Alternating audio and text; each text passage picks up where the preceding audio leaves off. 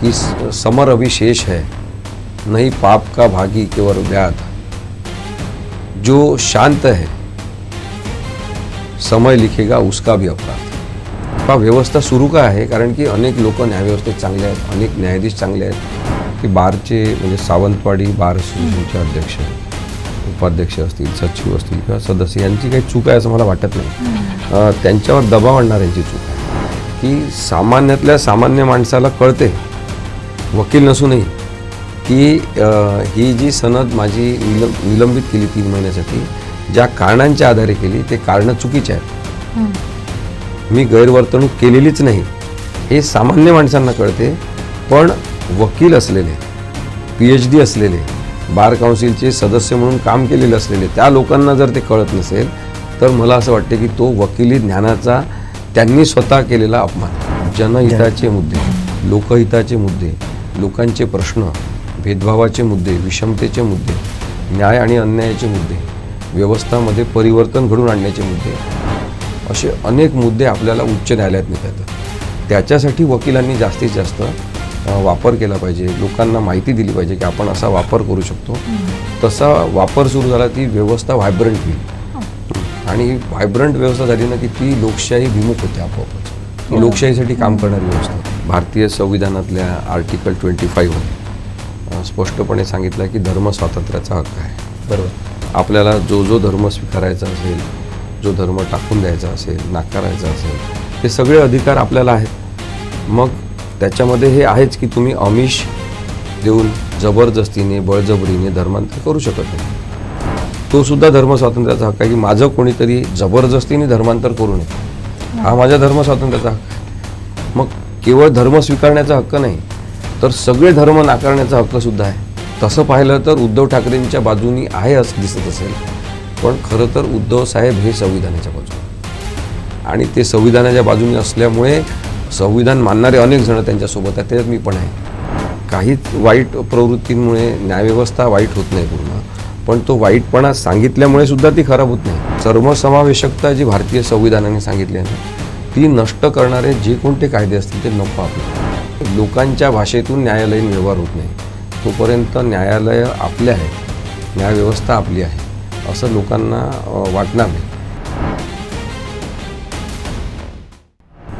आज आपल्या सोबत आहेत महाराष्ट्रातील प्रसिद्ध कायदेतज्ञ, मानवाधिकार कार्यकर्ते आणि सामाजिक प्रश्नांवर, राजकीय विषयांवर आपली निर्भीडपणे भूमिका मांडणारे ॲडव्होकेट असीम सरोदे सर.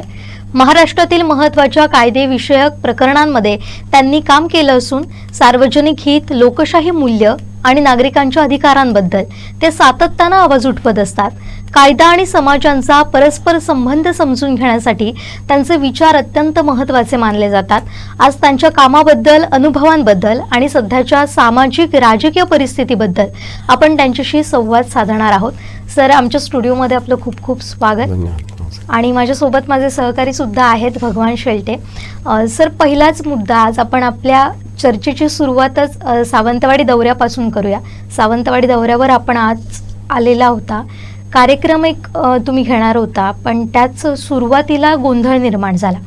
त्याविषयी नेमकं काय सांगाल? सावंतवाडीच्या बार असोसिएशननी कार्यक्रम ठेवायचं असं आम्ही ठरवत होतो आणि त्यांच्याशी बोलणं झालं, त्यांना पत्र दिलं. त्यांचे अध्यक्ष आणि इतर लोक तसे मानसिकदृष्ट्या तयार होते, तत्वतः त्यांची मान्यता होती. परंतु त्यांनी सांगितलं की आमच्या सगळ्या सदस्यांशी बोलून आम्ही नक्की करू शकतो कार्यक्रम. पण बोलण्यातून हे लक्षात येतं की नक्कीच आहे कार्यक्रम. त्यामुळे उच्च न्यायालयाचे निवृत्त न्यायाधीश तानाजी नलवडे सर आणि मी असं आम्ही दोघं येऊन वकिलांशी संवाद साधणार असं आमचं ठरलं होतं. बार काउन्सिलच्या निवडणुका, मतदानाची प्रक्रिया, आपली जबाबदारी, त्यानंतर नवीन वकिलांना उच्च न्यायालयात काम करण्याची संधी, वकिली करताना कोणत्या गोष्टी त्यांनी लक्षात घ्यायच्या, अशा सगळ्याच विषयांवर मुख्यतः तानाजी नलावडे सर आणि मी असं बोलणार होतो. परंतु अचानक काहीतरी झालं असेल आणि आम्हाला सांगण्यात आलं की हा कार्यक्रम बार असोसिएशनतर्फे घेण्यात येणार नाही. तर मग आम्ही म्हटलं ठीक आहे, पण आता जाहीर झालेलं आहे तर आता येणं आवश्यक आहे. आणि त्यामुळे मग आमचं म्हणणं होतं की आम्ही बार असोसिएशनतर्फे हा कार्यक्रम नसेल तरी आम्ही वकिलांशी संवाद साधू शकतो आम्ही काही जणांशी बोलू आणि आम्ही जाऊ. परंतु मग सांगण्यात आलं की वकिलांशी पण संवाद साधायसाठी किंवा कोर्टातच तुम्ही येऊ नका, कारण की कायदा आणि सुव्यवस्थेचा प्रश्न तयार होईल. आता आम्ही असे काही हिंसक नाही किंवा काहीतरी लोकशाही विरोधी बोलणारे नाही. त्यामुळे आम्ही जाण्यामुळे कोणता कायदा आणि सुव्यवस्थेचा प्रश्न होणार मला कळलं नाही. पण मग पोलिसांना तसं पत्र देण्यात आलं, विनाकारण पोलिसांची इन्व्हॉल्वमेंट याच्यामध्ये झाली आणि मग त्याच्यामुळे आम्हाला हे नक्कीच करावं लागलं की आता कोर्टात तरी जाणं आवश्यक आहे. जिथे जे वकील भेटतील त्यांना भेटू आपण आणि येऊ, अशा संयमित भूमिकेने आणि नम्रपणे आम्ही जायचं ठरवलं. पण यानंतर सर आपली भूमिका काय राहणार आहे? नाही, आता याच्यामध्ये कसं आहे की बारचे म्हणजे सावंतवाडी बार असोसिएशनचे अध्यक्ष, उपाध्यक्ष असतील, सचिव असतील किंवा सदस्य यांची काही चूक आहे असं मला वाटत नाही. त्यांच्यावर दबाव आणणाऱ्यांची चूक आहे.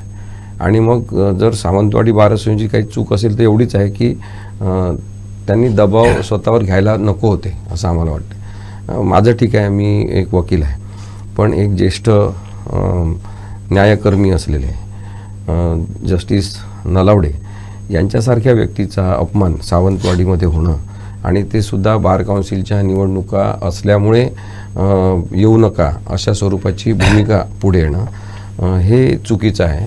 याच्या मागे जे कोणी लोक असतील ते चुकीच्या भावनेने सावंतवाडी बार असोसिएशनचा वापर करतात असं मला वाटते. याच्यामध्ये सावंतवाडी बार असोसिएशनचे अध्यक्ष, उपाध्यक्ष, सचिव यांची काही चूक आहे असं मला प्रथमदर्शनी वाटत नाही. त्यांना इथे राहत असताना काही अडचणींना सामना करावा लागत असेल, त्याच्यामधला हा एक मानसिक दबाव त्यांच्यावर पण जो आलेला आहे तो मी समजू शकतो. पण जस्टिस तानाजी नलावडे सारख्या ज्येष्ठ मुंबई उच्च न्यायालयाच्या निवृत्त न्यायाधीशांची न्यायालय बंदी करणं एक प्रकारे आणि त्यांचाच अपमान करणं हे फार चुकीचं आहे. म्हणजे आता कोल्हापूरचे लोक जर समजतील की हा समस्त कोल्हापूर जिल्ह्याचा अपमान आहे कारण की तानाजी नलावडे सर कोल्हापूरचे आहेत, तर त्याचं चित्र वेगळं होईल. आणि म्हणून मला असं वाटतं की अशा प्रकारचे वादविवाद टाळता येण्यासारखे असतात, ते टाळले पाहिजे. ते वादविवाद निर्माणच होऊ द्यायला नको. नक्कीच सर. सर आता दबावाचं म्हणाला तर याला अनुसरून म्हणतो की आता सध्या असं बोललं जातं की न्यायव्यवस्था आता सामान्यांची राहिली नाही. हे वास्तव आहे का? काय अनुभव आहे तुमचा? न्यायव्यवस्था सामान्यांची राहिली नाही कारण की त्याला अनेक कारणं आहेत. म्हणजे मला असं वाटते, मी साधारणतः 2001 किंवा 2002 पासून याच्याबद्दल बोलतो आहे की न्यायव्यवस्थेने ठरवलं पाहिजे आता की ब्रिटिशांनी आपल्याला दिलेला काळा कोट, ते बँड घालायची पद्धत ही बदलली पाहिजे. कपडे पद्धती आपल्या देशाशी, वातावरणाशी सुसंगत असली पाहिजे. वकिलांचा वेशच असा आहे की त्या वेशभूषेवरून ते आपल्यातले नाही असं सामान्य माणसांना वाटते. मग त्यांची भाषा आपली नाही, त्यांचं उठणं बसणं आपल्यासारखं नाही, त्यांचं लिहिणं, त्यांचे कागदपत्र सगळंच वेगळं. त्यामुळे सामान्य माणसांची बाजू मांडायची, सामान्य माणसांचे प्रश्न मांडायचे, पण सामान्य लोकांसारखं काहीच नाही. त्यामुळे मग मला आठवते न्यायमूर्ती चंद्रशेखर धर्माधिकारी होते, ते सुद्धा म्हणायचे की जोपर्यंत आपले कपडे, वेशभूषा वातावरणाशी सुसंगत असलेली आणि लोकांच्या भाषेतून न्यायालयीन व्यवहार होत नाही, तोपर्यंत न्यायालय आपले आहेत, न्यायव्यवस्था आपली आहे असं लोकांना वाटणार नाही. हे एकीकडे असताना दुसरीकडे न्याय होण्याची प्रक्रिया अत्यंत संथगतीची आहे. मग न्यायच होत नाही आणि मग कॉलेजमध्ये मात्र आम्हाला काय शिकवतात की न्यायाला विलंब म्हणजे अन्याय आहे. बरोबर. मग हा अन्याय सहन करतात कोण? तर ते बरेच सामान्य माणसं जे अत्यंत विश्वासाने न्यायालयामध्ये येतात की आम्हाला न्याय मिळेल, ते लोक हा अन्याय सहन करतात, बोलतात, आपसात चर्चा करतात, नाराजी व्यक्त करतात, पण ते जाणार कुठे? आणि असं सुरू राहिलं तर मग न्यायालयांबद्दलची उदासीनता लोकांमध्ये येईल. लोक न्यायालयांमध्ये जाणं बंद करतील आणि मग एक समांतर व्यवस्था, ज्याला आपण जात पंचायत म्हणतो, ती सुरू होऊ शकते. यालाच धरून मी पुढचा प्रश्न विचारेन. आता जसं तुम्ही म्हटलात की विलंब होणे म्हणजे अन्याय होणे, आणि तशीच परिस्थिती काहीशी आपल्याला भारतामध्ये होताना दिसते. अनेक जे केसेस आहेत ते वर्षानुवर्षे चालतात आणि अनेकदा त्याचा उल्लेख गमतीमध्ये सुद्धा केला जातो की तारीख पे तारीख वगैरे. त्याची नेमकी कारणं काय असू शकतात असं आपल्याला वाटतं? पण साधारणतः 1985 मध्ये दामिनी नावाचा सिनेमा आला होता आणि त्याच्यामध्ये सनी देओलनी हा डायलॉग म्हटला होता, तारीख पे तारीख, तारीख पे तारीख मिलती है जनाब, न्याय मिळता नाही, असं त्यांनी म्हटलं होतं हात आपटून. तेव्हा लोकांनी तो डायलॉग सनी देओल डोक्यावर घेतला, कारण की लोकांच्या भावनाच त्यांनी त्या 4 ओळीतून व्यक्त केल्या. मला नेहमी वाटते, आता ही शिवसेना म्हणजे मूळची शिवसेना उद्धव ठाकरे यांची केस चालवत असताना पण, की तारीख पे तारीख, तारीख पे तारीख असं करत आपण एक संविधानिक अनैतिकता निर्माण करतो का, आणि त्याच्याबद्दलचं काहीच गांभीर्य आपल्याला नाही. त्यामुळे ते खूप काहीतरी चुकीचं होत आहे. ती जी पडझड होते ना विश्वासाची, ती विश्वासाची पडझड, आपण त्याला ट्रस्ट इश्यूज म्हणतो, ते न्यायव्यवस्थेने स्वतः तयार केलेले आहेत. आणि मग आता लोकांना आपण सतत सांगायचं की न्यायव्यवस्थेवर विश्वास ठेवा. मी तर जवळपास आता 26 वर्षापासून वकिली क्षेत्रात हे करतो आहे की सामान्य लोकांना धीर देतो आम्ही, नाही न्यायव्यवस्थेवर विश्वास ठेवा, आपण जायला पाहिजे न्यायालयांमध्ये. पण त्याच वेळेस न्यायालयांच्या उणीवासुद्धा लक्षात घ्यायला पाहिजे. मग उणीवांबद्दल बोललं तर काही जण काय म्हणतात की तुम्ही न्यायव्यवस्थेवर टीका करता, मग त्याच न्यायालयात कशाला जाता. कारण की आमचा चांगुलपणावर विश्वास आहे. बरोबर. अनेक चांगले न्यायाधीश आहेत, अनेक चांगले वकील आहेत, अनेक चांगले सरकारी वकील आहेत. त्यामुळे त्या न्यायव्यवस्थेचा विश्वास टिकून आहे. काहीच वाईट प्रवृत्तींमुळे न्यायव्यवस्था वाईट होत नाही पूर्ण, पण तो वाईटपणा सांगितल्यामुळे सुद्धा ती खराब होत नाही. वाईटपणा सांगितल्यामुळे त्या न्यायव्यवस्थेचा अपमान होत नाही, तर ती उणीव शोधून काढून आपण ती दूर करण्याचा सामूहिक प्रयत्न केला तर मग न्यायव्यवस्था मजबूत होऊ शकते. सर, मग त्याला सुधारणा शक्य आहेत का? जो विलंब म्हणा किंवा सामान्य लोकांचा जो आता विश्वास उडत चालला आहे की त्यांना असं वाटतं की त्यांना न्यायच मिळणार नाही, या बाबतीत काही न्यायालयीन सुधारणा शक्य आहेत का, असं वाटते का? न्यायालयीन सुधारणा शक्य आहे. मला असं वाटतं की प्रत्येक तारखेवर काहीतरी झालं पाहिजे. प्रत्येक तारखेला केस पुढे गेली पाहिजे आणि पुढे जात असताना ते लोकांना जाणवलं पाहिजे की केस आता आपली पुढे चालली, आपलं प्रकरण काहीतरी पुढे चाललं आहे. सतत नुसत्या तारखा होणं हे खूप धोकादायक आहे आणि ते दूर करता येऊ शकते. आता तुम्ही बघा की साधारणतः जास्तीत जास्त केसेस या सरकार किंवा सरकारी यंत्रणांविरुद्ध आहे. बरोबर. तुम्ही काढून बघा, त्याच्यातले रिस्पॉन्डंट हे सरकार किंवा सरकारी यंत्रणा आहेत. मग माझं म्हणणं आहे की प्रत्येक जिल्हाधिकाऱ्यांनी जर जबाबदारी घेतली की आपल्या अखत्यारीत कोणत्या केसेस आहेत, प्रत्येक महापालिका आयुक्तांनी, प्रत्येक नगर परिषदेच्या मुख्याधिकाऱ्यांनी जबाबदारी घेतली, त्यांच्यावरती जबाबदारी दिली आपण कायदेशीररित्या की तुमच्या विरुद्ध, तुमच्या डिपार्टमेंटच्या विरुद्ध ज्या ज्या केसेस असतील त्याची माहिती काढा. त्याच्यामध्ये खरोखर जर सरकारचं काही चुकलं असेल किंवा सरकारी यंत्रणांचं काही चुकलं असेल तर त्या व्यक्तीला बोलवा, त्याला सांगा किंवा तुझं असं असं म्हणणं आहे, आमचं असं म्हणणं होतं, पण याच्यात आमचं चुकलेलं आहे, काही हरकत नाही, आपण अशा प्रकारची तडजोड करून हे प्रकरण संपवून टाकू. आणि जर हे टार्गेट ठेवलं की दर महिन्याला अशा 100 केसेस 50 केसेस संपवायच्या आपण, तर लोक खुश होतील. लोकांना भांडत बसायचं नाही आहे. पण मग सरकारचं काही चुकलंच नाही जणू काही, किंवा आम्ही आमचा निर्णय घेतला, तुम्हाला जे करायचं तुम्ही करा, अशा प्रकारची भूमिका सरकारची असेल तर मग शासन आणि सरकार हे नागरिकांचे पालक आहेत असं कसं म्हणायचं आपण.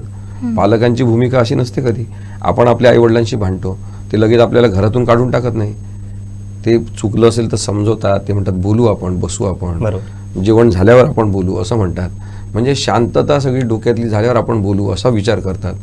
ती पालकत्वाची भूमिका सरकार, सरकारी यंत्रणा, पोलीस विभाग हे कधी घेणार आहेत? त्यांनी तशी भूमिका घेतली पालकत्वाची तर अनेक प्रश्न संपतील असं मला वाटते. पण हा जर दुवा मध्यस्थ म्हणून आपल्याला जर यासाठी काम करायचं असेल तर कशा पद्धतीनं काम करावं लागेल असं तुम्हाला वाटतं? आम्ही स्वतः काही जिल्हाधिकाऱ्यांना भेटलो आणि त्यांना मी सांगितलं की आता तुम्हाला जी संकल्पना सांगितली ती की आपण सकारात्मक पद्धतीने काम करू, रचनात्मक दिशेने आपण काम करू आणि त्याला अल्टरनेट डिस्प्यूट रिझोल्युशन आपण म्हणतो की पर्यायी वैकल्पिक न्याय निवारण. आता ते आपण केलं पाहिजे. काय होते की लोक अदालत म्हणून एक प्रकार चालतो कोर्टामध्ये, त्याच्यातल्या असं समजा 1000 केसेस त्या लोक अदालतमधल्या संपलेल्या असं दाखवत असतील की लोक अदालतच्या माध्यमातून संपल्या, त्या प्रत्यक्षात कोर्टातच संपलेल्या असतात, संपण्याच्या मार्गावर असतात. पण मग ते काय करतात न्यायाधीश की नाही तुमची संपत आली आहे केस, आता ती लोक अदालतकडे पाठवा. याच्यासाठी नाही आहे लोक अदालत. प्रत्यक्ष लोक अदालतमध्ये प्रकरण संपलं पाहिजे. संपणारं प्रकरण तिथे नाही पाठवलं पाहिजे दाखवण्यासाठी यादीमध्ये. हे वास्तव आहे. तर हे वास्तव आहे. तर आपण काय करतो की सगळ्या संकल्पनांची, सगळ्या यंत्रणेची आपण एक खूप चांगली सकारात्मक प्रक्रिया जी सुरू करण्याचा प्रयत्न करतो त्याची आपण मॉकरी करतो. त्याचं आपण एक नाटक तयार करतो आणि ते नाटक तयार झाल्यामुळे मूळ संकल्पना जी आहे ती प्रत्यक्षात न आणता आपण दिखावा खूप मोठ्या प्रमाणात कागदोपत्री करतो. ते थांबलं पाहिजे असं माझं मत आहे. सर, आता थोडासा ताण कमी व्हावा किंवा जलद न्याय मिळावा यासाठी आता मुंबई उच्च न्यायालयाचं सर्किट बेंच कोल्हापुरात आलंय. मग त्याचा नेमका फायदा काय होतोय आणि होताना तुम्हाला दिसतोय का? सर्किट बेंचचा खूप मोठा फायदा होतोय. माझं आधीपासून मत आहे की जेवढं शक्य आहे तेवढं विकेंद्रीकरण न्यायव्यवस्थेचं झालं पाहिजे. न्यायालय लोकांच्या आवाक्यात ॲप्रोचेबल डिस्टन्सवर असले पाहिजे. बरोबर. त्यामुळे सर्किट बेंच जे झालं आहे कोल्हापूरचं त्याचा या 6 जिल्ह्यातल्या लोकांना जो काही फायदा होतो आहे तो खूप मोठा फायदा आहे. आता सर्किट बेंच पुढे तुमचा माझा वाद आहे, तुमचा माझा वाद आहे. आपण हे आपसातल्या भांडणांच्या केसेस तिथपर्यंत अपील म्हणून जातील, पण तेवढ्यासाठी न्यायालय नाही. ते रीड ज्युरिडिक्शन आहे, म्हणजे त्याला एक संविधानिक महत्त्व आहे. उच्च न्यायालयाच्या सर्किट बेंचवर उच्च न्यायालयाला फार व्यापक व्यापक हे हक्क अधिकार हे दिलेले आहेत.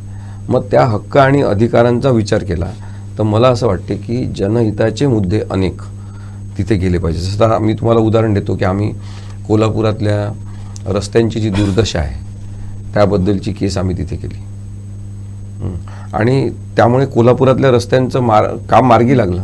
रत्नागिरी जिल्ह्यातल्या रस्त्यांचे तसेच आम्ही केसेस केल्या.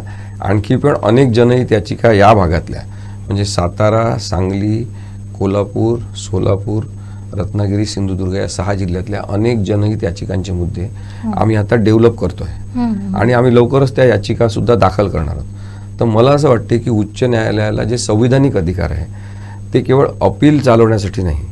व्यक्तिगत भांडणांचे अपील चालतील तिथे जरूर, पण त्यापेक्षा जास्त वापर करायचा असेल तर तो जनहिताचे मुद्दे, लोकहिताचे मुद्दे, लोकांचे प्रश्न, भेदभावाचे मुद्दे, विषमतेचे मुद्दे, न्याय आणि अन्यायाचे मुद्दे, व्यवस्थामध्ये परिवर्तन घडून आणण्याचे मुद्दे, असे अनेक मुद्दे, मग अपंगत्वासह जगणाऱ्या लोकांचे मुद्दे, नंतर मग जे ज्येष्ठ नागरिक आहेत त्यांचे प्रश्न, त्यानंतर महिलांवर होणारे अत्याचार त्याचे प्रश्न, पोलिसांची बेफिकिरी आणि पोलिसांनीच बेकायदेशीर वागणं याचे प्रश्न, असे अनेक मुद्दे आपल्याला उच्च न्यायालयात नेता येतात. त्याच्यासाठी वकिलांनी जास्तीत जास्त वापर केला पाहिजे. लोकांना माहिती दिली पाहिजे की आपण असा वापर करू शकतो. तसा वापर सुरू झाला ती व्यवस्था व्हायब्रंट होईल आणि व्हायब्रंट व्यवस्था झाली ना की ती लोकशाही विमुख होते आपोआपच. लोकशाहीसाठी काम करणारी व्यवस्था होते. आता मला शेवटचा मुद्दा याच्यातला एवढाच सांगायचा आहे की केवळ उच्च न्यायालयाचं सर्किट बेंच आलं म्हणून आपण आनंदात राहायची गरज नाही, तर सर्वोच्च न्यायालयाचे सुद्धा खंडपीठ झाले पाहिजे आणि त्याची खूप गरज आहे. जस्टिस कृष्णा अय्यर यांनी साधारणतः मला वाटते की 1978-80 मध्ये अनेकदा सांगितलं, न्याय निर्णयातून सांगितलं, सरकारला डायरेक्शन दिले की उच्च न्यायालयाचे तुम्ही विकेंद्रीकरण करा आणि वेगवेगळ्या ठिकाणी त्याचे खंडपीठ बसवा. त्यांनी हे पण सांगितलं कधी कधी की शक्य नसेल तुम्हाला आता तर उच्च न्यायालयाचे फिरते न्यायालय करा. म्हणजे समजा आता या 6 जिल्ह्यातल्या केसेस किंवा मराठवाड्यातल्या केसेस किंवा विदर्भातल्या केसेस असे वर्गीकरण केलं आणि सर्वोच्च न्यायालयातल्या विदर्भातल्या केसेस या ठिकाणी 15 दिवस चालतील विदर्भामध्ये, मग तिथे या ठिकाणी चालवा. सर्वोच्च न्यायालयाच्या या पश्चिम महाराष्ट्रातल्या 6 जिल्ह्यातल्या केसेस या ठिकाणी चालतील आणि मग तिथे सर्वोच्च न्यायालयाचं ते फिरतं खंडपीठ असेल 15 दिवसासाठी. आता असं केलं ना तर लोकांचा न्यायव्यवस्थेतला सहभाग वाढेल. लोक न्याय होताना बघतील, लोक न्यायालय चालताना बघतील. याच्यातून काय होते की लोकांचा आणि न्यायालयाचा परिचय होऊन ती व्यवस्था आपलीशी वाटण्याची एक प्रक्रिया सुरू होते. नक्कीच सर, आता तुम्ही काही सामाजिक प्रश्नांचा उल्लेख केला. आत्ताच विधानसभेत महाराष्ट्र धर्मांतर विरोधी कायदा त्याचं हे मांडण्यात आलं, त्याबद्दल काय तुमचं मत काय? माझं काय मत आहे की ऑलरेडी भारतीय संविधानातल्या आर्टिकल 25 मध्ये स्पष्टपणे सांगितलं की धर्म स्वातंत्र्याचा हक्क आहे. बरोबर. आपल्याला जो जो धर्म स्वीकारायचा असेल, जो धर्म टाकून द्यायचा असेल, नाकारायचा असेल, ते सगळे अधिकार आपल्याला आहेत. मग त्याच्यामध्ये हे आहेच की तुम्ही आमिष देऊन जबरदस्तीने बळजबरीने धर्मांतर करू शकत नाही. तो सुद्धा धर्म स्वातंत्र्याचा हक्क आहे की माझं कोणीतरी जबरदस्तीने धर्मांतर करू नये, हा माझ्या धर्म स्वातंत्र्याचा हक्क आहे. मग केवळ धर्म स्वीकारण्याचा हक्क नाही तर सगळे धर्म नाकारण्याचा हक्क सुद्धा आहे. बरोबर. त्याला त्यांनी सत्सद विवेक बुद्धीचं स्वातंत्र्य म्हटलेलं आहे. मग हे स्वातंत्र्य आपण मान्य केलं का आतापर्यंत? सत्सद विवेक बुद्धीचं जे धर्मच नाकारणारे आहे, त्यांना वाटतं की नाही धर्म वगैरे आम्हाला काही आवश्यक नाही, आम्ही माणुसकी हा धर्म मानतो, आम्ही तसं माणसांशी माणसासारखं वागू. आणि ते लोक खूप चांगलं वागतात जे धर्मच मानत नाही. मग आपण त्यांना स्वीकारलं का नाही? त्यांना आपण सांगतो नाही धर्म कोणता तरी मानायलाच पाहिजे. आता मग काही जणांनी ते काहीतरी हिंदू एकता मोठा काहीतरी समारंभ असे काहीतरी लावले आहेत पोस्टर सगळीकडे. आता त्याच्यामध्ये डॉक्टर आंबेडकरांचे फोटो आहे, अनेकांचे फोटो आहेत. मग मी साधा विचार करतो, डॉक्टर आंबेडकरांनी तर स्वतःला हिंदू म्हणणं सोडून दिलं होतं, त्यांनी बौद्ध धर्म स्वीकारला स्वीकारला होता. कारण त्यांनी सांगितलं बाई आज हिंदू धर्मामध्ये उत्तरंड आहे, खालीवर वगैरे अशी रचना आहे, ती काही बदलणार नाही, तर मला हा धर्म नको, हा विषमता आणि अस्पृश्यता पाळणारा धर्म नको. त्या आंबेडकरांनी आता त्याच्यातच घेतलं. ते म्हणतात की सकल हिंदू एक आहेत. असं सकल हिंदू एक आहे किंवा सगळेजण एक आहे म्हणणं, याच्यामध्ये फरक आहे की सकल हिंदू एक आहे म्हणणं आणि सगळेच जण एक आहेत असं म्हणणं. बरोबर. हां, याच्यामध्ये फरक आहे की नाही? बरोबर. आपण सगळे माणसं एक मानले पाहिजे. आता हा जो कायदा आहे अशाच प्रकारचे आहे. हा कायदा म्हणजे एक केवळ कायदा नाही आहे, ही एक प्रवृत्ती आहे. अच्छा. ती प्रवृत्ती समाजामध्ये घुसवण्याचा प्रयत्न केला जातो आहे. अशाच प्रकारचे साधारणतः 11 राज्यांमध्ये माझ्या माहितीप्रमाणे 8 ते 11 काहीतरी, आकडा चुकत असेल पण 11 आपण असं समजू आता. तर 11 वेगवेगळ्या राज्यांमध्ये, त्याच्यामध्ये मुख्यतः भाजप प्रणित असलेल्या राज्यांमध्ये असाच कायदा आणण्यात आला. आणि मग त्या कायद्याला विरोध झाला आणि ते सगळे कायदे सर्वोच्च न्यायालयामध्ये अनेक याचिकांमध्ये चॅलेंज करण्यात आले. आणि त्या सगळ्या याचिकांवरची सुनावणी सर्वोच्च न्यायालयात सुरू आहे की हे कायदे संविधान विरोधी आहेत की नाही आहेत. म्हणजे मला काय वाटतं की पुरोगामी महाराष्ट्राची ओळख जो विचार होता आता विरुद्ध दिशेने वाटचाल होते असं वाटतं ह्या कायद्याला अनुसरून. मला वाटते की एक प्रकारे निवड करण्याचं स्वातंत्र्य नाकारलं जात आहे या कायद्यातून, की एखाद्या मुलीला एखाद्या मुलाला आपण स्वातंत्र्य दिलं आहे प्रत्येकाला की तुम्हाला लग्नाचं वय झाल्यावर, कायदेशीर लग्नाचं वय झाल्यावर कोणाशी लग्न करायचं आहे तुम्हाला ठरवण्याचा हक्क आहे. तो व्यक्ती स्वातंत्र्याचा भाग आहे. बरोबर. हां, विवाह काही तुम्ही समाजाशी करता का? विवाह तुम्ही काय असं म्हणता का की आम्ही या सगळ्या समाजाशी मी विवाह करतो असं नाही म्हणत आपण एक व्यक्ती दुसऱ्या व्यक्तीशी म्हणजे एक स्त्री एका दुसऱ्या पुरुषाशी लग्न करते, मग ती निवड करत असते. तो व्यक्तिगत स्वातंत्र्याचा भाग आहे की मी कोणाशी लग्न करायचं, कोणाशी नाही करायचं, कशा पद्धतीने लग्न करायचं, साध्या पद्धतीने करायचं की फार बडेजाव करायचा, रजिस्टर मॅरेज करायचं की धर्म संस्कृतीनुसार करायचं, हे सगळे अधिकार आपण व्यक्ती स्वातंत्र्याचा भाग म्हणून दिले आहे. आता सरकार काय करतं आहे, या व्यक्ती स्वातंत्र्याच्या अधिकारांचा संकोच करत आहे. आणि मग ते काय म्हणतात की तुम्ही 90 दिवसाची नोटीस द्यायची, मग ती 90 दिवसाची नोटीस तुमच्या घरी पाठवली जाईल की ही तुमची मुलगी, हा तुमचा मुलगा किंवा काय असेल ते, हे धर्मांतर करणार आहेत. धर्मांतर करणं तसं कोणाला मान्य नाही आहेच ना, जबरदस्तीने धर्मांतर करणाऱ्याला आपला विरोधच आहे. पण माझं म्हणणं आहे की तुम्ही जेव्हा हे लीक करता 90 दिवसाची नोटीस म्हणून, तेव्हा 60 दिवसाची का 90 दिवसाची, तेव्हा आपोआपच काय होते की त्या व्यक्तीच्या व्यक्तिगत हक्कांना तुम्ही जाहीर करून टाकता. म्हणजे त्यांचं स्वतःचं आपण त्याला काय म्हणतो राईट टू प्रायव्हसी, ती तुम्ही इन्फ्रिंज करता. खाजगी आयुष्य जगण्याचा अधिकारच नाकारता. आणि दुसरीकडे एवढी तेढ समाजात निर्माण झालेली आहे की तुम्ही ज्या क्षणी जाहीर कराल की ही एक व्यक्ती त्या धर्मात जात आहे तर त्या व्यक्तीला टार्गेट करण्याची प्रक्रिया होईल, मारण्याची प्रक्रिया होईल, हिंसेची प्रक्रिया होईल.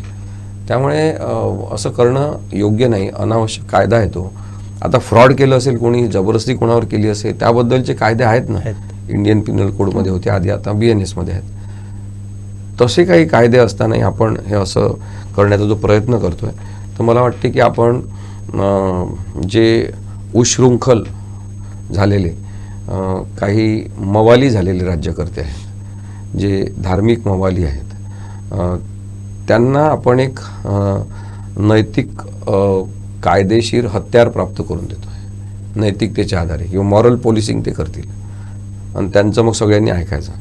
तर घटनाबाह्य सत्ता केंद्र असे जे तयार होतात ना अशा कायद्यांमुळे ते धोकादायक आहेत. आणि आता बरेच तुम्हाला मुलं सांगतो, तरुण मुलं, ते अशा कारणांमुळे ते म्हणतात या देशात राहायचं नाही. आपल्याला देशावरचं प्रेम निर्माण करायचं, देशाबद्दलचा राग, देशाबद्दलची अप्रिती बरोबर. असं निर्माण होत असलं ते चांगलं चित्र नाही. त्यामुळे सर्वसमावेशकता जी भारतीय संविधानाने सांगितली आहे ना, ती नष्ट करणारे जे कोणते कायदे असतील ते नको आपल्याला.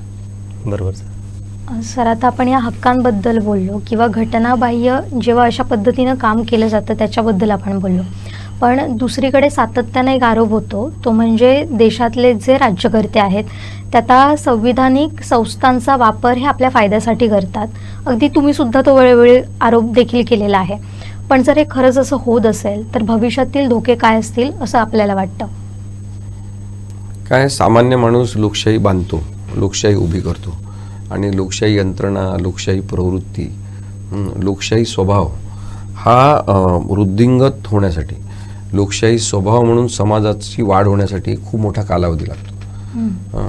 आणि मग ती स्वभावाची प्रवृत्ती तयार होते चांगली की सगळ्यांनी लोकशाही मानायची.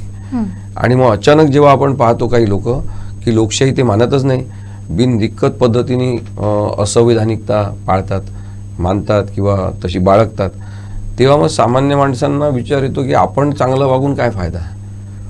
आणि मग सगळेच जर असंविधानिक वागायला लागले तर मग संविधानाच्या अपमानाचा मुद्दा हा महत्त्वाचा ठरतो. संविधानाचा अपमान कोण करतायत मग? त्यामुळे आपण भावनाशील होतो ते सुद्धा काही चुकीच्या कारणांसाठीच बरेचदा होतो. म्हणजे आता समजा मोर्चे काढतात लोक, मग काही जण म्हणतात मराठा समाजाच्या मुलीवर बलात्कार झालेला चालणार नाही, काही जण मोर्चा काढतात गुजराती समाजाच्या मुलीवर बलात्कार झालेला चालणार नाही, काही जण मोर्चे काढतात की शेड्यूल कास्ट शेड्यूल ट्राईबच्या समाजाच्या मुलीवर बलात्कार झालेला आम्हाला चालणार नाही. आता याच्यामधला आपण सगळा भाग पाहिला तर मुलींवर अत्याचार, बलात्कार झालेलं चालणार नाही असे घोषणा देणारे पाहिजे. बरोबर. जाती पंथामध्ये तुम्ही विभागून अत्याचाराचं स्वरूप वेगवेगळं करू शकता का? हां, मग याच्यातून असंविधानिकता वाढते असं माझं मत आहे. त्यामुळे सामूहिकरित्या आपण अत्याचाराच्या विरुद्ध असलं पाहिजे, सामूहिक पद्धतीने आपण हिंसेच्या विरोधात असलं पाहिजे, आपण सामूहिक पद्धतीने, सार्वजनिक पद्धतीने सांगितलं पाहिजे जाहीरपणे की आम्ही सगळेजण कायदेशीरता जोपासण्यासाठी एकत्र काम करणार. मग पहा बरं समाज कसा उभा राहतो. आणि तो लोकशाहीपूर्ण समाज आपल्याला अपेक्षित आहे. बरोबर. नक्कीच नक्कीच सर. थोडं वेगळ्या प्रश्नाकडे येतोय सर. तुमची सनद जी आहे ती मागील काही महिन्यांमध्ये 3 महिन्यासाठी रद्द केली आहे. म्हणजे तुमच्यासारखा एक माणूस ज्याचा, तुमचा चेहरा जो देशात त्याचं नाव आहे, अजून असे अनेक कार्यकर्ते गावोगावी सामाजिक कार्यकर्ते काम करत असतात.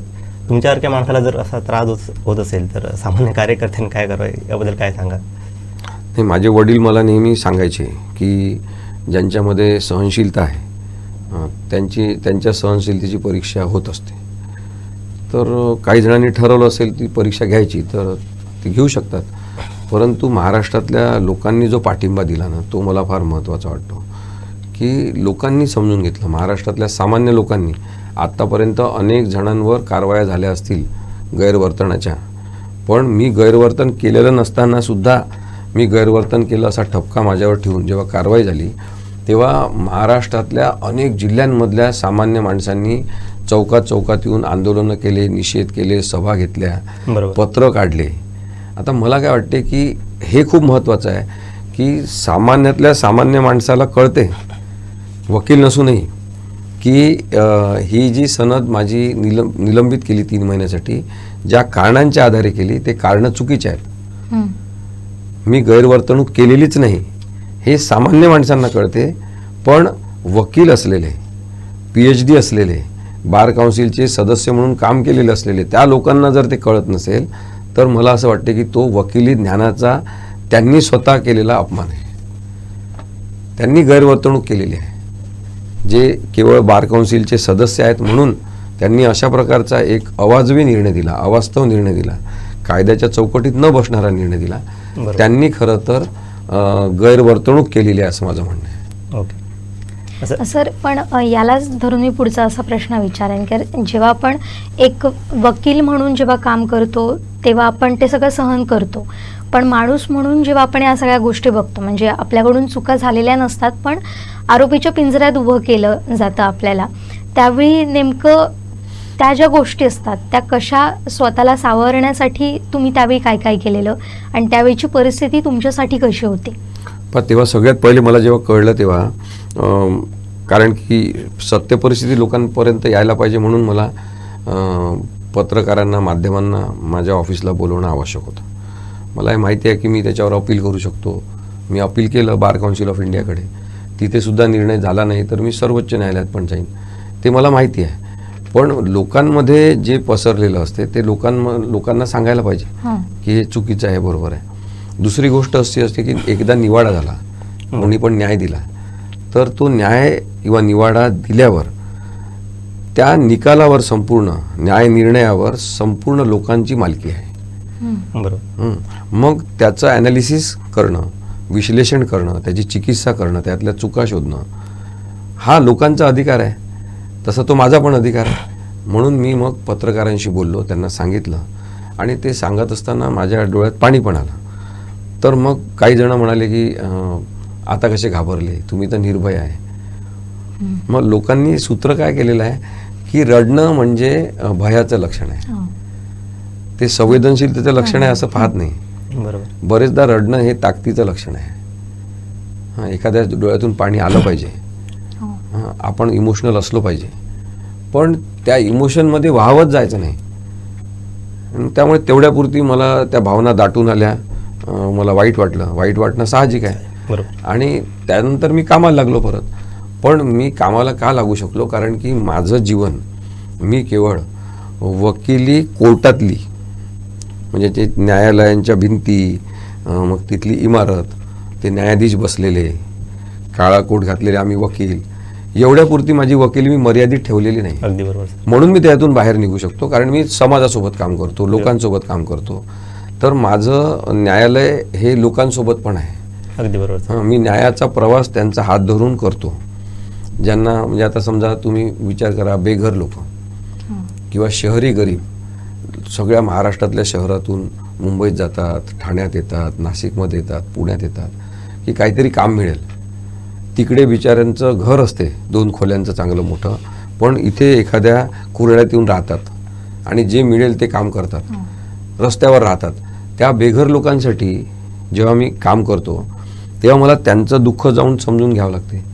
मी पारधी समूहातले लोक ज्यांचं गुन्हेगारीकरण सतत होते, कुठेही महाराष्ट्रात चोरी झाली की 2-4 पारधी पकडायचे, त्यात गुन्ह्यात टाकून द्यायचे. ही काही पोलिसांची कार्यपद्धती काही ठिकाणी आहे, ती अत्यंत चुकीची आहे. तुम्ही लोकांचं गुन्हेगारीकरण करता, शेतकऱ्यांची आत्महत्या आहे, नंतर अनेक ठिकाणी जे तलाव आहेत ते दूषित केले जात आहेत, त्याच्यामध्ये विषारी पाणी सोडलं जात आहे. हे अनेक प्रश्न आहेत आणि ते प्रश्न कुठे कुठे आहेत महाराष्ट्रात ते लोक मला फोन करून सांगतात. मी मग त्यांच्याकडे जातो, त्यांच्यासोबत बसतो, त्यांचा विषय समजून घेतो आणि मग तो मी न्यायालयात मांडतो. Okay sir. त्यामुळे मी जेव्हा सनद निलंबित होते तेव्हा काय होते की मी काळा कोट घालून, ते बँड लावून न्यायाधीशांसमोर वकिली करू शकत नाही, पण इतर सामाजिक वकिली मी करू शकतो. समाजासाठीची वकिली माझी सुरू राहू शकते, कार्यकर्ता. त्यामुळे मला असं वाटतं की माझी ताकद त्याच्यात आहे आणि ती सनद तर कोणी काढून घेऊ शकत नाही. तिथं लोकांच्या मनात माझं रजिस्ट्रेशन आहे. तर मला वाटतं की ते लोकांनी त्यांच्या मनात मला जागा देणं ही माझी ताकद आहे याच्यातून बाहेर निघतानाची. नक्कीच सर. अजून थोडा वेगळा प्रश्नाकडे येतो. तुम्ही सर सध्या ठाकरे शिवसेनेची, म्हणजे शिवसेनेच्या फुटीनंतर ठाकरे शिवसेनेची बाजू मांडताय, ती सुद्धा मोफत, म्हणजे कोणतीही फी न घेता, शुल्क न घेता तुम्ही लढताय. सर का असं वाटलं की शिवसेनेची बाजू मांडावी? कारण काय शिवसेना तसा प्रोग्रेसिव्ह पक्ष नव्हता, म्हणजे कम्युनिस्टांना मुंबईत विरोध करूनच शिवसेनेचा उदय झाला. आमदार कॉम्रेड कृष्णा देसाईंची खुनाचा आरोपही त्यांच्यावरती होता. अशा पक्षाची बाजू मांडावी असं तुम्हाला का वाटलं? काही आताची शिवसेना बदललेली वाटते का? पण ठाकरे कुटुंबाचा आपण इतिहास पाहिला ना तर 2-3 गोष्टी प्रकर्षाने आपण लक्षात घेतल्या पाहिजे.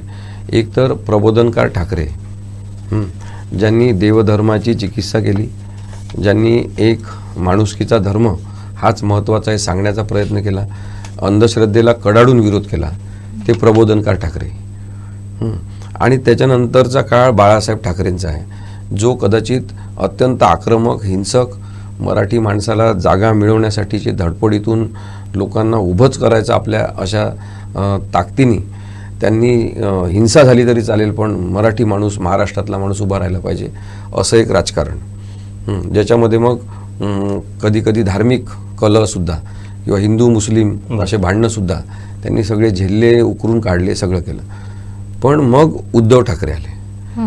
उद्धव ठाकरेंनी काय केलं की प्रबोधनकार ठाकरेंचा समंजसपणा, तार्किकपणा, सुसंगत विचार करण्याची पद्धत, लोकशाहीपूर्ण वागण्याची पद्धत आणि बाळासाहेब ठाकरेंचा महाराष्ट्रावरचा प्रचंड अभिमान, महाराष्ट्रीय आणि मराठी माणसासाठी काम करण्याची तळमळ, अशा गोष्टींची सांगड घातली आणि पक्षाचा स्वभाव त्यांनी बदलला.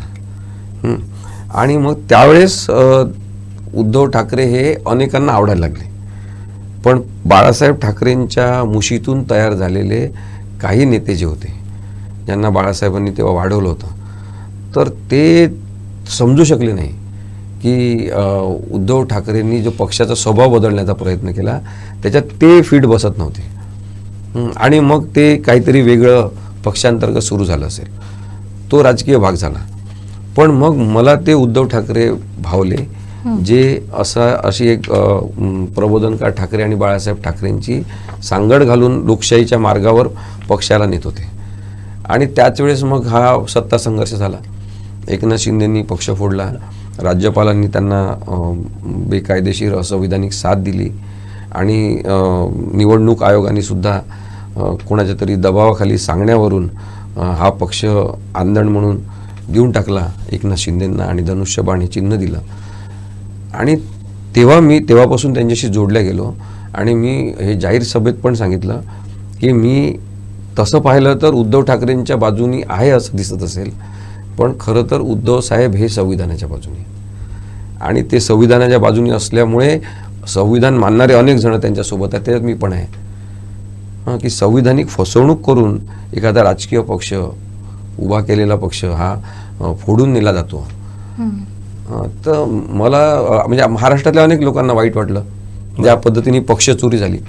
पण मला नेहमी मी उद्धव साहेबांसमोर जेव्हा बसलेलो असतो असं मी बघतो त्यांच्याकडे, मला असं वाटतं की म्हणजे किती ताकद असेल यांच्यामध्ये, मानसिक ताकद, की पक्षाच्या पक्ष चोरून नेला. आपल्यासमोर वाढलेले नेते, आपण वाढवलेले नेते, आपण बघितलेले की बाळासाहेब ठाकरेंनी वाढवलेले नेते, ते असे पक्ष घेऊन चाललेले आहे, काहीतरी पक्षाचा तुकडा घेऊन चाललेले आहेत. आणि त्यांना सुद्धा बघूनही बरेचदा मग उद्धव साहेब हे विनोदी पद्धतीने रिॲक्ट होताना मला दिसायचे, की विनोद करायचे.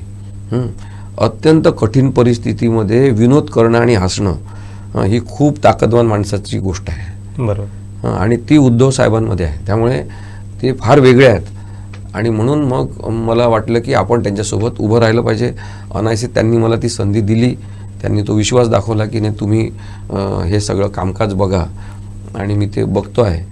मला सातत्याने वाटते की त्यांच्यावर न्यायालयीन प्रक्रियेमधून अन्याय होतो आहे. एक अन्याय त्यांच्यासोबतच वाढलेल्या काही लोकांनी केला आणि दुसरा अन्याय न्यायालयीन प्रक्रियेच्या विलंबामुळे होतो आहे, आणि ते फार चुकीचं आहे. महाराष्ट्रातली 13 कोटी जनता, मराठी माणसं जिथे जिथे असतील ते सगळेजण व्यथित झालेले आहेत मनातून. आता सगळ्या निवडणुका पार पडल्या जवळपास, तर आता तरी हा निकाल लागायला पाहिजे असं मला वाटते. मला आणखी महत्त्वाचं काय वाटते की संविधानाच्या स्पष्टतेच्या दृष्टीने एकदा हे निकाल हा लागला की हे सूत्र नक्की झालं पाहिजे की अशा पद्धतीने ज्यांचा पक्ष नाही त्यांनी तो पक्ष फोडायचा, हे चालेल का? सूत्र सुप्रीम कोर्टाने दिलं होतं की निवडून आलेल्या आमदारांच्या संख्येनुसार, त्याला आपण विधिमंडळ पक्ष म्हणतो, बरोबर, त्याच्या संख्येनुसार बहुमत ठरणार नाही. पक्ष संघटना म्हणजे शिवसेना ही पक्ष संघटना, त्याचे पदाधिकारी जे आमदार खासदार नसतील, त्या पक्ष संघटनेवर पकड कोणाची आहे त्याच्या आधारे पक्ष कोणाचाही ठरेल. मग ते सूत्र लावलं तर उद्धव ठाकरेंचा पक्ष आहे सुरुवातीपासून. बरोबर. परंतु निवडणूक आयोगाने बदमाशी केली, ठरवून केली कदाचित, आणि त्यांनी केवळ आमदार संख्या बघितली, खासदार संख्या व फुटून आलेले यांच्याकडे जास्त आहे, मग तुमचा पक्ष. हां, आता याच्यात अजून मी तुम्हाला थोडंसं म्हणजे सगळ्यांसाठी समजून सांगण्यासाठी सांगतो की विधिमंडळ पक्षाला कमी महत्त्व का दिलेलं आहे. निवडून आलेले आमदार जे असतात त्यांचं आयुष्य 5 वर्षाचं असते. बरोबर. ते पुन्हा निवडून येतील किंवा नाही येणार, नवीन लोक येतील. म्हणून विधिमंडळ पक्ष हा 5 वर्षासाठीच असल्यामुळे पक्ष संघटना मात्र चिरंतन निरंतर चालणारी संघटना. बरोबर. तर म्हणून त्याच्यावर पकड कोणाची हे महत्त्वाचं मानलं आहे कायद्याने. ते सूत्रच डावलण्यात आलं आणि केवळ आमदार संख्या जास्त आहे म्हणून तुम्हाला पक्ष, असा निर्णय जो दिला तो बेसिकली चुकीचा आहे. सर, आशावादी आहात तुम्ही, पॉझिटिव्ह निर्णय लागेल असे आशावादी आहात? मला आधीपासून वाटते की उद्धव ठाकरे यांच्याच बाजूने निकाल लागणार, कारण की संविधान त्यांच्या बाजूने आहे आणि त्यांच्या बाजूने निकाल द्यायचा नाही आहे कदाचित लवकर, म्हणून मग तारीख पे तारीख असं चित्र आपल्यासमोर येते. सर, पण आता 5 वर्ष निघून गेले, जे आता 2.5 वर्षांनंतर हे सगळं प्रकरण घडलेलं पक्षांतरांचं, म्हणजे एक गट फुटला आणि जवळपास शिवसेनेचं पक्षचिन्ह वगैरे सगळं तिथे गेलं. पण आता 2.5 वर्षांनंतर पूर्ण एक काळ गेला, आता एक दुसरी टर्म सुद्धा सुरू झालेली आहे. मग त्या सगळ्याचा परिणाम आत्ताच्या ह्याच्यावर कितपत होण्याची शक्यता आहे आणि त्यानंतर परिणाम काय होताना दिसून येतील? पण आता जे निवडून आलेले आमदार आहेत, म्हणजे एकनाथ शिंदे यांच्या गटातर्फे जे निवडून आलेले आहेत, जे खासदार निवडून आलेले आहेत, त्यांना काही धोका नाही. ते निवडून आलेले आहेत आत्ता नंतर. तेव्हा काय बदमाशी झाली हे ठरेल, परंतु महत्त्वाचा मुद्दा काय ठरणार मग, की अशा पद्धतीने पक्षांतर केलं जात नाही. अशा पद्धतीने जी पक्षपोडी झालेली आहे ती चुकीची आहे असं तुम्हाला करता येणार नाही. तुम्ही असं केलेलं असल्यामुळे हा पक्ष तुमचा नाही आणि धनुष्यबाण चिन्ह सुद्धा तुमचं नाही. हे आम्ही आता परत घेतो आहे. ते उद्धव ठाकरेंना परत देण्यात येईल. अच्छा. हां. ते मग धनुष्यबाण चिन्ह वापरतील किंवा नाही वापरणार, ते म्हणतील मशालच वापरू, तो त्यांचा प्रश्न आहे. पण शिवसेना ही सुद्धा तुमची नाही त्यांची आहे असं सांगितल्यावर राजकारण महाराष्ट्रातलं बदलणार आहे. की एकनाथ शिंदेंना एक तर नवीन पक्ष काढावा लागेल आणि त्या पक्षामधले हे सगळेजण आम्ही आहोत असं सांगावं लागेल, नाहीतर त्यांना एखाद्या पक्षामध्ये शरणागती घ्यावं लागेल. मग भारतीय जनता पक्ष त्यांना आपल्या पक्षामध्ये घेण्यासाठी तयारच आहे. तसं सुद्धा आता जे वेगळे पक्ष ठेवलेले आहे, मी हे स्पष्टपणे सांगत असतो की एक भारतीय जनता पक्ष आहे महाराष्ट्रातला, ज्याच्यावर सत्ता सध्या देवेंद्र फडणवीस यांची आहे आणि एकनाथ शिंदे हा अमित शहांचा महाराष्ट्रातला पक्ष आहे, ज्याच्यावर सत्ता अमित शहांची आहे. आणि मग बरेचदा देवेंद्र फडणवीसांचा भाजप हा एकनाथ शिंदेंना ऐकत नाही, तेव्हा अमित शहा सांगतात आणि अमित शहाच्या महाराष्ट्रातल्या एकनाथ शिंदेंच्या पक्षाचं देवेंद्र फडणवीसना ऐकावं लागतं. एकत्र निवडणुका लढणार नाही असं सांगितलं होतं महापालिकेमध्ये, जिल्हा परिषदमध्ये. त्यांनी सांगितलं नाही एकत्र लढा, तर महाराष्ट्रातल्या भाजपच्या देवेंद्र फडणवीसांच्या लोकांना ते ऐकावं लागलं. त्यामुळे आता हा जो एक सत्ता संघर्ष परत भाजप आणि एकनाथ शिंदेमध्ये सुरू झाला आहे ना, तो सुद्धा हा निकाल झाल्यावर संपुष्टात येईल. बरोबर. सर, आता आपण शेवटच्या टप्प्याकडे येऊया आणि शेवटचा प्रश्न अर्थात एक अण्णाभाऊ साठेंची कविता आहे, ही न्यायव्यवस्था काहीकांची बनली रखेल. सध्याची परिस्थिती तुम्हाला तशी वाटते का? काय सांगाल याबद्दल? हो, आता आपण आहे ना, तेव्हाच्या काळात अण्णाभाऊ साठेंनी अत्यंत काय म्हणतो आपण त्याला धारदार शब्द वापरले, तलवारीसारखेच ते शब्द आहेत. पण आता आपण कदाचित रखेल हा शब्द वापरणार नाही, परंतु एक मांडलिकत्व स्वीकारलेलं आहे न्यायव्यवस्थेतल्या काही जणांनी. हां, आता मी हे स्पष्टपणे सांगतो की काही न्यायाधीश, काही सरकारी वकील,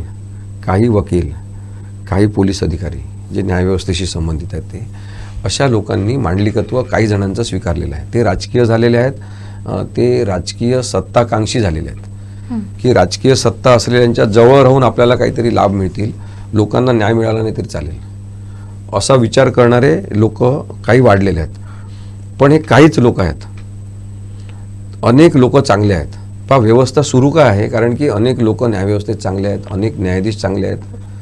काही जणांना दिसूनही ते बोलत नाही आहेत. आणि म्हणून मग तेव्हा मला एक वाक्य आठवते की समर अभिशेष है नहीं पाप का भागी केवल व्याध, जो शांत है समय लिखेगा उसका भी अपराध. त्यामुळे बोललं पाहिजे, अन्यायाबद्दल बोललं पाहिजे, चुकीच्या गोष्टींबद्दल बोललं पाहिजे. तुम्ही एकटे असाल असं तुम्हाला वाटत असेल, पण तुम्ही एकटे नाही आणि अनेक लोक आपल्यासोबत आहेत. म्हणजे मी हा अनुभव घेतलेला इतके वर्ष की जेव्हा जेव्हा आपण बोलतो अन्यायाविरुद्ध, विषमतेविरुद्ध, हिंसेविरुद्ध, तर तेव्हा असं वाटते की आपण एकटे आहोत. पण मग लोक अनेक जण सोबत येतात आणि तसंच चित्र हे न्यायव्यवस्थेचं बदलू शकेल. तुम्ही म्हणता ते तुमचं ऑब्झर्वेशन अगदी बरोबर आहे की न्यायव्यवस्था ही मांडलिक झालेली आहे, न्यायव्यवस्था ही काही प्रमाणात भ्रष्ट झालेली आहे. पण एखाद्या मोठ्या झाडाला नेहमीच कीड लागते, ती कीड काढता येते. तर त्या किडीला काढण्यासाठीची लोकशाहीची फवारणी आपल्याला करावं लागेल एकत्रित उभं राहून. नक्कीच नक्कीच सर. सर, तुमच्यासारखी माणसं आहेत त्यामुळे ही व्यवस्था त्या पद्धतीनं टिकून आहे.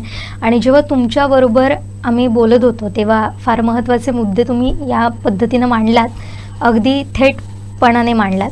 पण याबरोबर तुमचा प्रवास जाणून घेताना तुमच्याबद्दल काही वाक्य बोलावीशी वाटतात. ती म्हणजे, असे इमान विकत घेणारी दुकाने पाड्यापाड्यावर, डोकी गहाण ठेवणारे महाभाग नाहीत असेही नाही.